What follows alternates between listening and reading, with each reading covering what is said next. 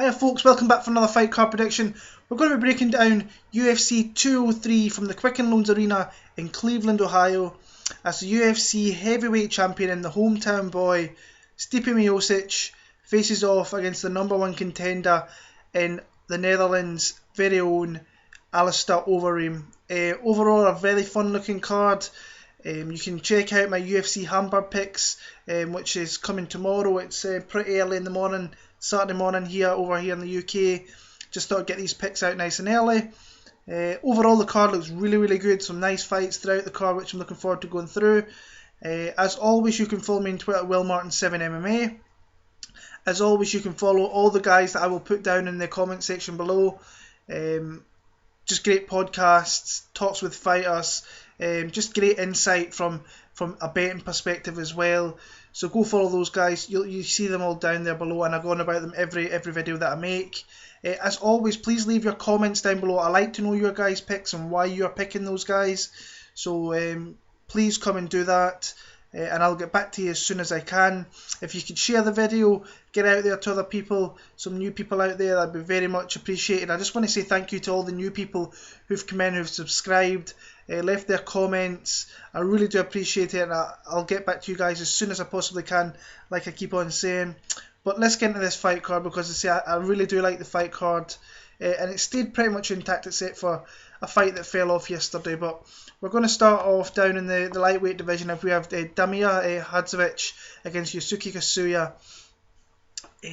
Hadzovic will start here, a guy in the European scene I've known for a while. He fought in Cage Warriors, one of my favourite promotions to watch outside of the UFC, and he got a really tough test in his UFC debut against Mirbek Taisumov. He came in, looked to kind of trade hands. He has got some big power, has Hadzovic. He's got some really good striking. Sometimes gets a little bit wild and out there, but sometimes he uses that to his advantage. And he got clipped with some huge shots from Mirbek Taisumov, and that's as tough a UFC debut as you're going to get, coming in there and facing a guy like him. No shame in going out via knockout against Taisumov, as he is one of the best and up-and-comers in that lightweight division. His strength is definitely his hands. He can really put a hurting on you, and I've seen that in the European circuit. He beat John Maguire with devastating punches there. His ground game's got a little bit of work to do, and that's something where I think Yusuke Kasuya can definitely kind of target here. This has to be his game plan here. Kasuya coming off a very competitive fight with Nick Kine. He could have quite possibly won that fight. I gave it just for Nick Kine, but gave a great display of himself. His game plan is he wants to get this to the feet. If he can put Hadzovic against the cage and take him down from there, he has a lot of experience in a lot of jiu-jitsu tournaments, and he's got some really good submissions as well. Most of his wins on his record are littered with submission victories.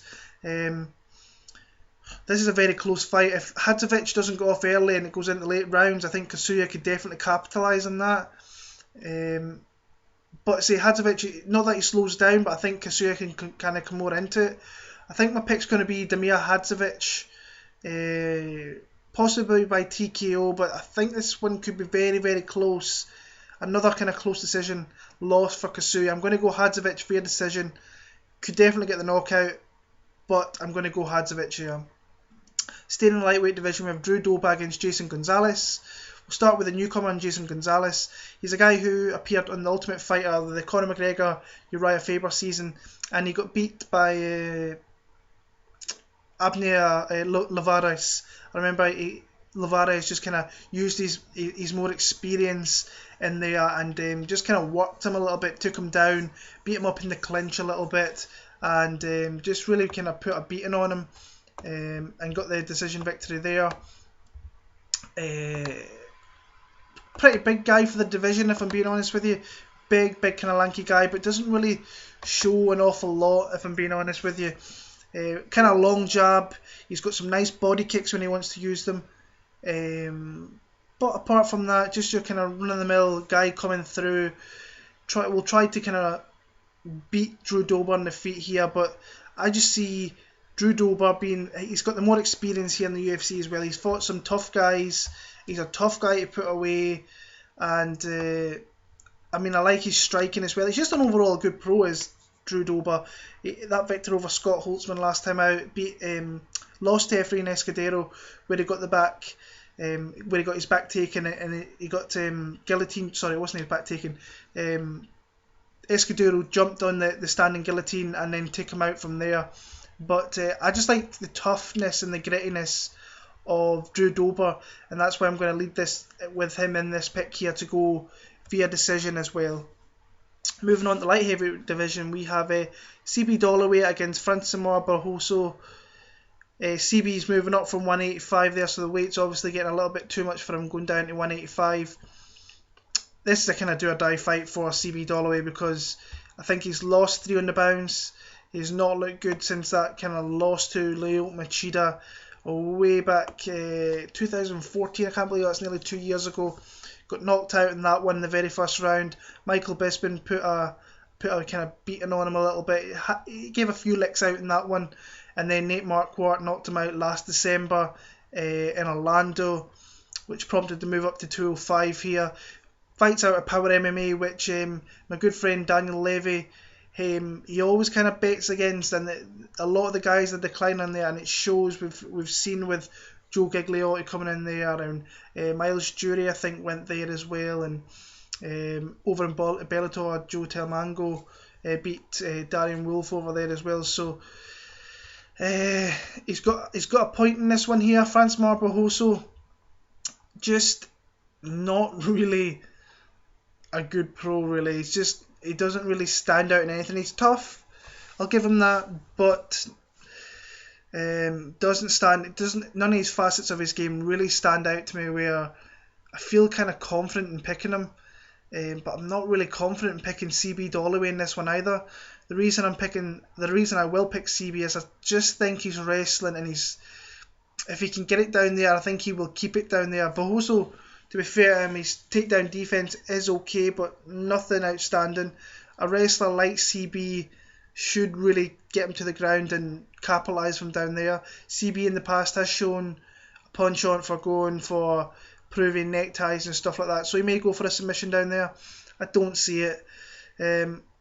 I was very close to picking Francimar Barroso for this one because I'm not overly confident in CB Dolloway, but I'm going to go with CB just from the sheer fact that he has that wrestling there. Whether he chooses to use it is another thing. I think he needs to use it. I don't think he wants to really, because I think his chin's going as well. His chin's deteriorating a little bit. And I'm going to go CB Dolloway. Not confident whatsoever, but I will go via split decision. I can maybe see Barroso taking a round off him here, but my pick will be Dolloway. The UFC Fight Pass feature prelim, Yancy Medeiros versus Sean Spencer. I think this could be a very fun fight. Medeiros coming off that very fun fight with Francisco Trinaldo down in Brazil, where he really had an opportunity to win that fight. I think he won the first round, some slick striking, moving that head, popping the left hand out there, and hitting Trinaldo with some big shots. Then Trinaldo came into it and really landed some shots, and the chin is a little bit of a worry for Yancy Medeiros. Saying that here, this is a welterweight bout, so it's not a lightweight bout. So that chin might be, with the fluids coming into his brain, might be a little bit better for him here. And I know he has the reach advantage in this fight here.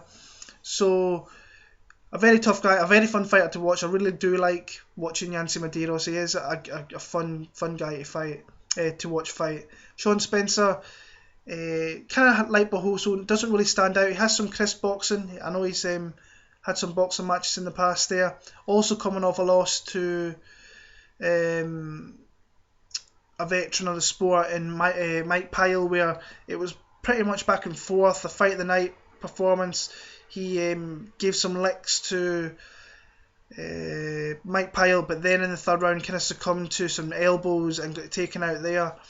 I think this is a really good fight for Yancy Medeiros to make his way into the UFC welterweight division. So I'm going to go Yancy Medeiros. I think if he can get this to the ground, I think he's got submissions down there and he can tangle Sean Spencer up, but Spencer has decent takedown defense. He has pretty decent footwork as well. He gets in and out quite good. But I feel more confident picking Yancy Medeiros. I think he could submit Sean Spencer here. It might go late on in the second round, but I think he can catch him in something. So I'm going to go Yancy Medeiros via submission. Moving on to Fox Sports 1 card, it starts off in the flyweight division with Uncle Creepy, Ian McCall, facing off against the tax Mexican Devil in Ray Borg. Fun fight. A little bit bummed that Ian McCall and Justin Scoggins got pulled from UFC 201 in Atlanta due to Scoggins not being able to make the weight. But this is, like I was saying earlier on with CB Dolloway, this is a do or die fight for Ian McCall, because he said himself that he's thought about retirement and he wants to give it one more shot, and he has to start off kind of properly here. Great wrestler, really great intensity and really good entries to get into those takedowns. His hands are a little bit wild, and his hands are in a lot of trouble, if I'm being honest with you. When I seen him in Dublin against Brad Pickett, he couldn't close his fist. His hand looked terrible. I think he's had further problems with that as well. So that is something you really need to look out for here. But his wrestling is really, really good, and if he's got good control once he gets you to the ground there. But he's facing a guy here in Ray Borg who is pretty hard to take down. I know Scoggins took him down as well, but this guy is on the mat. He's very, very difficult. He has a lot of submissions in his arsenal, and he can find ways to kind of manoeuvre himself where he will take the advantageous position and look to find a limb, and when he does it, he's very, very dangerous. But I think McCall needs to really beat him up in the feet a little bit and try and get the better of him on the feet to maybe get those takedowns. But he needs to be careful. He can't leave any limbs or a neck out there, because Ray Borg will jump on something here. I've been going back and forth on this one. I'm going to go with the experience of Ian McCall. Very close fight. I'm going to go a decision victory there for Ian McCall, but I could see Ray Borg getting a submission as well. But my pick's going to be Ian McCall here. In the middleweight division, we have Caio Magalhaes against Brad Tavares. Both guys coming off losses. I know Brad Tavares is coming off a brutal knockout to Robert Whittaker, who is one of the top 10 middleweights in the world, no doubt about it, and he's progressing up those rankings very, very quickly too. But he has lost 3 of his last 4, so this is another one of these do or die fights. There's a few of them here, so they're fighting for their careers. I don't think it would be a bad thing if he got cut, Brad Tavares. I think he'd go to World Series of Fighting, where Ray Sefo is. He's very close there. I think he trains with Ray Sefo quite a bit. But he's only win in the last nearly, I think it's 2.5 years, is Nate Marquardt, who's he put a beating on him that night at UFC 182, got knocked out by Tim Boach, and lost to Yoel Romero, who is one of the best in the division. Before that, he beat Lawrence Larkin as well. I think he has to try and really watch what he's doing here, because Magalhaes does throw a lot of punches, and he comes in flurries and bursts as well, and it's something that he really needs to. I don't think he's got like the technical boxing of what Robert Whittaker has as well, so that might be something to really keep an eye out for. But as I say, Magalhaes comes in, he throws in bunches, and he throws a lot of heat, and that's something that Tavares has to really be careful of. I think he has to kind of have a really good game plan for this fight, use footwork, get in and out, maybe play the long game a little bit, and keep Magalhaes in the distance there, and kind of maybe keep him with teep kicks. He's got very heavy leg kicks as Brad Tavares here, but if it goes into the kind of middle to late rounds, this is a coin flip fight. I'm really not overly confident in either kind of guy here. Magalhaes is coming off that loss to Josh Saman last summer. I think I'm going to go with Brad Tavares, but I think it's going to be close, and I think that if he can get off early and get off quick and get a round under his belt, then that will give him the confidence to go on and maybe take another round and get a decision victory here. So I'm seeing a lot of decision victories early on in this card, but very close fight. I'll not be betting that fight. I'll be staying well clear, just sitting back and enjoying it. My pick will be Brad Tavares via decision. Moving on to the lightweight division, we have Nick Lentz against Michael McBride. This was supposed to be Mirbek Taisimov. I was going to throw a load of money on Mirbek Taisimov. I thought he had an injury problem. Turns out he's got a visa problem yet again, which sucks. And I was going in hard on Taisimov to beat Nick Lentz here. I just can't pick Michael McBride. I've watched some of his fights. He's 8-1. He's got a lot of victories via submission. But Nick Lentz is too gritty for this guy, and he's going to be too savvy in there. He's going to take him down, and McBride's not going to have any chance to really get his submissions off because Lentz has been in there with tough submission guys, and he knows not to leave kind of limbs out there. He kind of left a little bit out there for Charles Oliveira. He jumped on that, to be fair, and took him out. But Lentz is too tough. He's shown over the last couple of years that he's added those hands to kind of accentuate his takedowns as well. My pick's going to be Nick Lentz. I think it's going to be a very, very, very dominant decision for him. 30-26 across the board. Nick Lentz via decision for me there. And the headline prelim fight for the prelims is Jessica Ai versus Bethe Correira. I mean, really tough fight to pick yet again. Another coin flip fight. Jessica Ai, I mean, she's lost, is it 3 in a row she's lost to? Sarah McMahon, Juliana Pena and Miesha Tate. I mean, 3 girls who are really, really tough. But the kind of main thing in those fights was, especially the McMahon fight, she got taken down and just dominated there. McMahon can do that, but she did get outstruck in the feet a little bit too, which I thought was her kind of way to victory in that fight, and McMahon really shut that down pretty early. Juliana Pena was just far too much for her, too quick, too strong, just too good. And Miesha Tate hurt Jessica in the feet, took her down as well in that one, but beat her up there. She beat Leslie Smith when that ear kind of popped off at UFC 180, and that was a very close fight. That could have went either way if that went to the judges' scorecard. Then she lost to Alexis Davis, so she's lost 4 of her last 5 with a no contest with Sarah Kaufman in there. So she doesn't win this fight, she will definitely be on her way out of the UFC. I really don't understand why she's kicking around in the UFC. I think this card came really good for her because it's in her home state, it's in her hometown. If this card was not coming anywhere else, I really don't see her sticking around in the UFC. Bethe Correira's coming off 2 losses herself. Ronda Rousey, she should never have been given that fight considering who she fought to. Julie Kedzie, Jessamine Duke, Shayna Baszler to get that title shot. Should never have been anywhere near Ronda Rousey. Then lost a very kind of close fight to Rocky Pennington last time out there. And that arguably could have went her way as well. I thought she came into that fight through the middle rounds and really started to put it on Rocky a little bit, but Rocky's very resilient, kept herself in there and just got the decision victory there. But I mean, I'm really not 100% sure about this fight whatsoever. Will Jessica Ai kind of be pumped up because she's fighting in her home state? Will that help her out? I think she has the quicker hands, but Correira, she does throw a lot of combinations, hasn't got very much power, but the accumulation of those shots really take effect later on in the fight.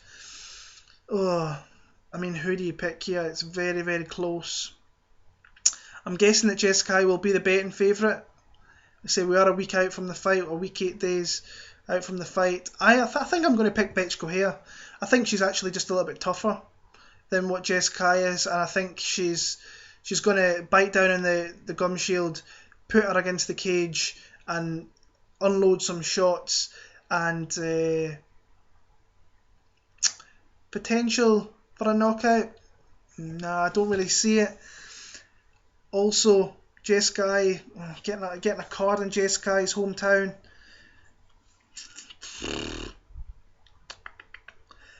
You know what? I was going to go Bethe here. I think I'm going to change it. I think it's going to go to another one of these fights. It's going to go to the judges' scorecard, and I'm going to pick Jessica Ai via decision. Not confident. Will not be betting that fight whatsoever. Oh shit. That's I'm going to go Jessica Ai. I think Jessica Ai via decision. Not confident though. Moving on to the main card, women's strawweight division, a fight I'm really looking forward to. Jessica Andrade against Joanne Calderwood. Let's start off with Jessica Andrade. Her UFC strawweight debut against Jessica Penne really couldn't have went any better. She went in there and she put the hammer down on Jessica Penne, and really, she beat her up. She came forward, she threw huge combinations, and just backed Penny up so much that she just had nowhere to go, and she was just eating shots left, right, and centre. And it kind of reminded me of the Joanne and Jacek. Not as technical, but she took an absolute ass beating in that fight. And I thought Jessica looked great down at the weight. She didn't look as muscle. She obviously lost some of that muscle cutting down to 115, and I thought she wasn't even blowing halfway through that second round. She threw a lot of shots in those opening 7 or 8 minutes that she was in that fight. Underrated kind of fighter, I think, and a really great addition to the women's strawweight division. She's got herself a tough fight here in Joanne Calderwood. Joanne's coming off a really, really good win herself. She stopped Valerie Letourneau in that fight in Ottawa. It was at £125, but that was when Joanne Calderwood looks like that, I think she's a world beater. I think she can be a world beater. I think working at TriStar with for us as a habit is only going to, every camp is going to get better and better and better. There was things there that he was saying in between rounds, like move your head, Jojo, stuff like that, because Joanne Calderwood has always been known for leaving her head in there and getting hit with shots. She can't do that with Jessica Andrade here, because Andrade has power and can probably put the lights out in Joanne Calderwood. What I liked about that fight with Letourneau is she initiated some takedowns, some beautiful trips. So she caught Valerie Letourneau with a beautiful spinning bat fist in the first round. I thought she should have really finished Letourneau off there. She did show a toughness, in all fairness, for Valerie Letourneau, but Joanne, she kept on plotting away, used some nice body kicks, went into the third round, and then just started really hurting Letourneau. There was a kind of wardrobe malfunction that kind of, I think, took her mind off the fight for Letourneau, and Calderwood hit her with a shot, followed up, kind of kneed on the ass, and then a spinning back fist, and she fell down and she won the fight there. Really liked what I seen out of that there, and if we can see more of that in this fight here, I think it's going to be a great fight. But my pick's going to be Joanne Calderwood.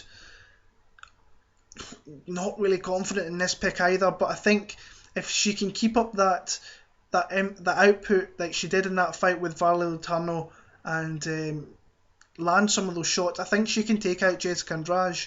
So I'm going to pick Joanne Calderwood. I'm going to pick her via TKO, and I'm going to pick it early round number 3, pretty much like the Letourneau fight. But this is the fight it all depends on the betting line. I might bet Joanne Calderwood. I missed the boat last time out and never bet Joanne. I really should have, because she was the underdog in that fight. But my pick will be Calderwood via TKO in round number 3. Bantamweight division, we have Urijah Faber coming in here against the young upstart and Jimmie Rivera.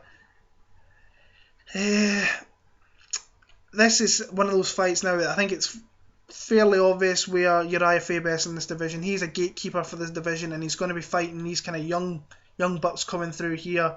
So it'll be interesting to see if he can keep them at bay here. And I just think we may see Urijah Faber start to, if we haven't seen already, start to decline a little bit. And that sucks to say that, because I am a Urijah Faber fan. I have been for many, many years. So yeah, but in this fight, I mean, Jimmie Rivera coming off that win over Yuri Alcantara, where he just showed a lot of pressure, and he hit Alcantara with some lovely shots, some big leg kicks, and kind of at the end of round 1 and round 2, he exploded for some really big takedowns that really capped off that. I think he's the quicker fighter. I think he definitely hits harder than Urijah Faber. If it goes to the ground, I think he's got enough wrestling there to take Faber down. I don't think he'll keep him there. But the one thing he has to watch out for is Faber will jump on things, the neck, arm bars, the guillotine choke, just whatever. He will jump on things, so he needs to be careful here. I'm going to pick Jimmie Rivera to win here. I don't see him knocking out Urijah Faber. Faber he's still got that bum chin that he's hard to take out. Not many people take out Urijah Faber or have done during their career. But I'm going to pick Jimmie Rivera. I like his pressure. I think if he can back Faber up against the cage and maybe throw some nice combinations to the body to open up the shots up the stairs, I think he can hurt Faber. But I like Jimmie Rivera in this one. I like him by decision. He will be the underdog. I'll probably bet Jimmie Rivera. But this is interesting to see where we are here with Faber and with Rivera. Can he take that next step up into the upper echelon of that 135-pound division? My pick will be Rivera via decision. Welterweight fight, CM Punk against Mickey Gall. You can't pick CM Punk in this spot. You just can't do it. Mickey Gall, what we've seen him in the UFC against Mike Jackson, he came out. Mike Jackson was the boxer by trade. He came out and he floored him with a nice right hand. As soon as that hit the ground, Jackson really has nothing on the ground, and it showed very, very quick. Got the rear naked choke and got the tap. Fed in the first round, went inside the first minute. CM Punk, who knows what we're going to see here. I mean, the former WWE superstar, training out Rufus Sport for nearly 2 years. It's been announced now that he was going to have a fight.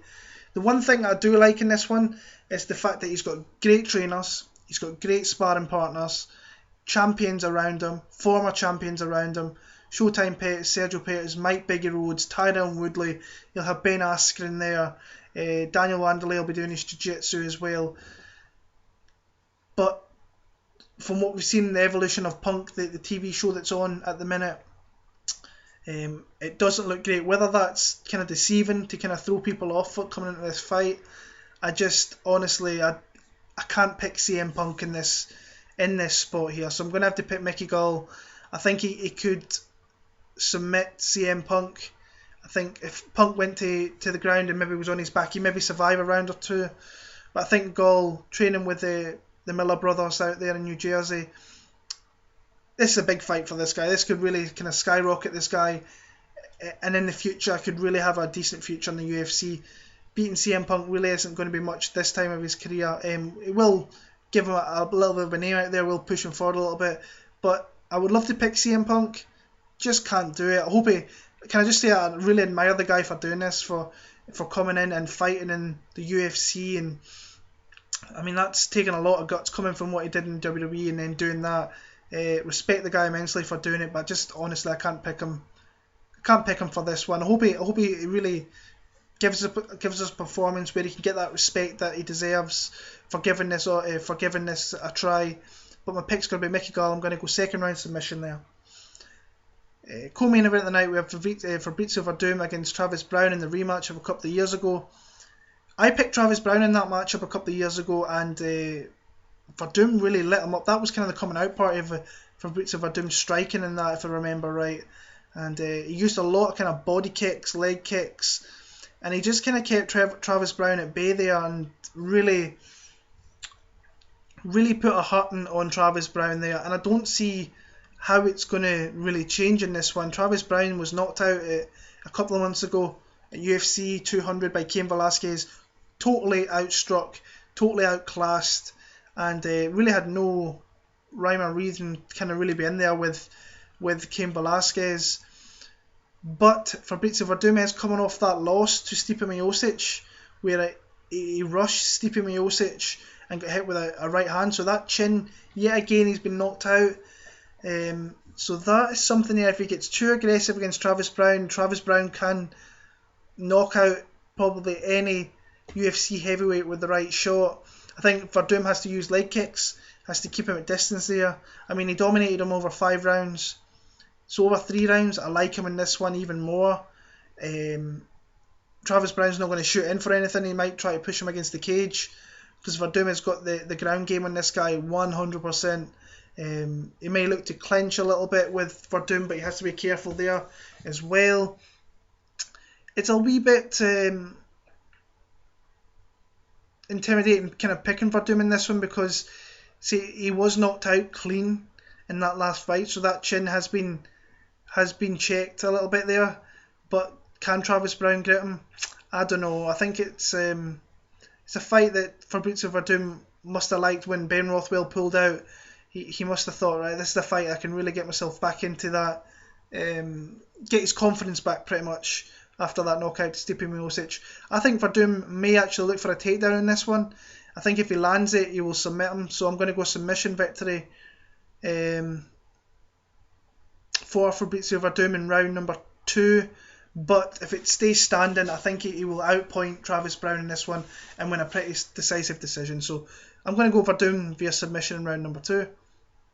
And the main event of the night, Stipe Miocic defending his belt against Alistair Overeem. I think this could be a really good fight. I'm really intrigued to see this fight because a lot of people maybe that follow me on Twitter know that I'm really not a fan of Alistair Overeem. I haven't been for years. But you know what I really respect? It's the way this guy has been fighting recently, and he's did everything to protect his chin, because we have seen him knocked out in the past here in the UFC, and he's made the right adjustments after that TKO victory to Ben Rothwell to protect that chin, and he's fighting so smart and so strategic and just being deadly. He's got really sharp striking, beautiful leg kicks, beautiful kicks to the body, and he's starting to put it all together. And I love the way he's fighting at the minute. It's just, he's taking his time, he's not rushing anything, he knows that he can hurt people, especially if he gets in the clinch with the knees, and he's got an underrated jiu-jitsu game as well that we really don't see. But really interesting fight here, and the way that the UFC titles have been changing hands, I think it's a possibility this could happen here.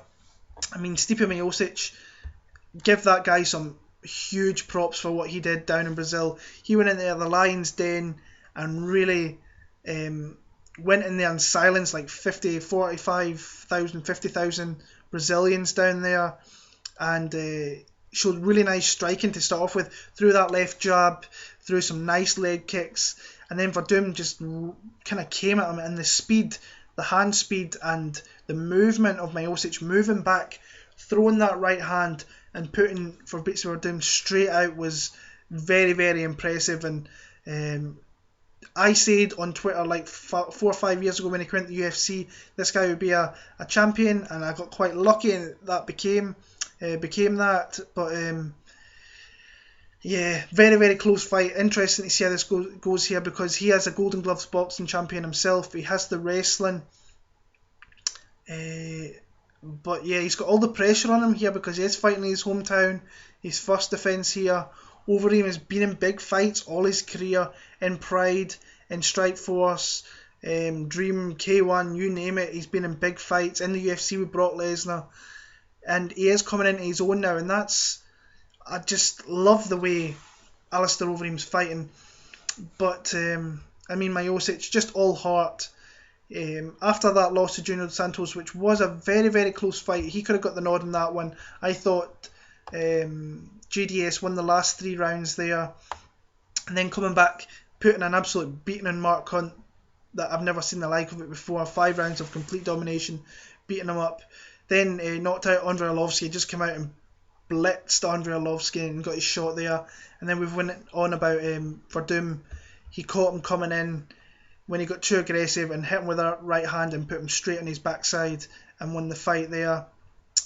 Wow, this is a really close fight. This is it's the fight that's went under the radar with a lot of the fights we've had recently. This is a really great fight, and I've been going back and forward on this. I really want Stipe Miocic to win. I think a really good guy. I think he could do some things in the heavyweight division. But you know what? I think I'm going to go with Alistair Overeem in this one. Love the way he's fighting smart.